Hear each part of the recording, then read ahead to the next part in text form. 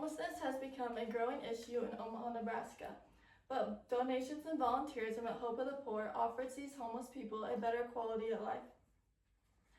Imagine you are walking the streets of Omaha, Nebraska, and you see a woman with her 2 children on one side. All they have is a couple blankets and sleeping bags. Then you look to your right, and there's a man that only lives in a tent. Your Hope of the Poor contribute to these people every day as they rely on Hope of the Poor. One day, these people on the streets could be you, or they could be someone that you know. Your donations are what they rely on for their quality of life. After visiting Hope of the Poor and doing my research on the topic, I hope that you will volunteer and that you will consider volunteering and donating to this cause. In this speech, I'll explain the need for volunteerism, the impact of donating, and how you can help contribute yourself. First off is the need. As poverty goes up, the need also goes up. According to Nebraska Public Media, the need has outpaced the capacity. The Salvation Army USA claims that more than 1,400 people in Omaha Metro experience homelessness and poverty. America's Health Ranking states that over 700,000 people nationwide also experience homelessness, showing that it is a widespread issue. The lack of resources being contributed to these organizations limits the help that they can give. Many of these homeless people rely on Hope of the Poor to gain their resources, so volunteering is essential. Now that you understand the extent of the issue of poverty, let me tell you how you can help.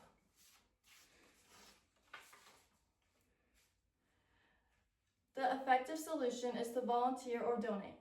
One of the most effective ways to solve community hunger is to volunteer. This allows efficient serving and decreases the cost that the organizations have to pay. It also helps with your connection and involvement in the community. You'll become more connected to the homeless members, and you'll also feel more involved in the community. Donating provides resources that help these people long term.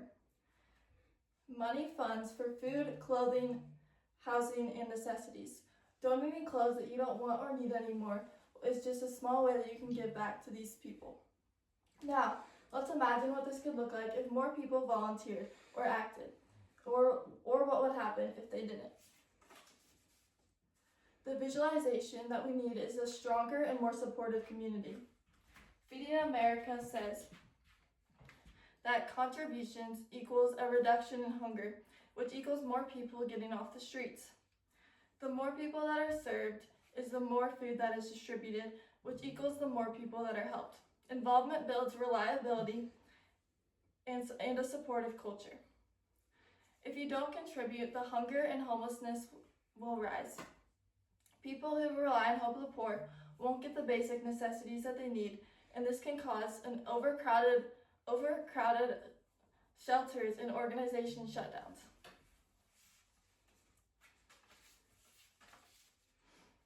So I'd like to ask you all to take action and take these next steps to get involved in Hope of the Poor. First, you can learn the info about Hope of the Poor on their website, or you can email them directly or check out their Facebook. You can also volunteer in small ways. This can include just going to the shelter for a couple hours and serving coffee or meals to the people. You can also donate either a large or a small sum. Every bit of money helps to buy the necessities that these people need. Finally, you can spread awareness. This can include starting a GoFundMe for these people on your Facebook or asking your friends and spreading the information. Today, I hope I sparked an interest in you to donate or volunteer at Hope of the Poor.